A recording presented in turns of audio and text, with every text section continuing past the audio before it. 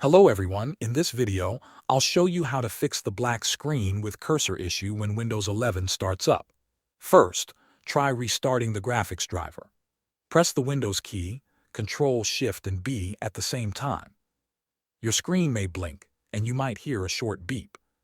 This refreshes the graphics driver and can often bring the desktop back without restarting the computer. If the black screen remains, restart File Explorer. Press Ctrl plus Shift plus Escape to open Task Manager. Look for Windows Explorer in the list of processes. Right-click it and choose Restart. If you do not see Windows Explorer, click File and then Run New Task. Type explorer.exe and press Enter. This starts the Windows desktop interface again and may fix the issue immediately. If the problem still continues, check the Windows System files. Open Task Manager again. Click File and select Run New Task. Type CMD, check the box that says Create this task with administrative privileges, and click OK. In the command prompt window, type sfc/scano and press Enter.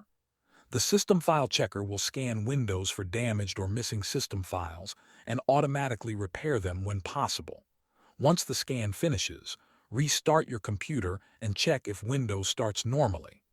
Thanks for watching.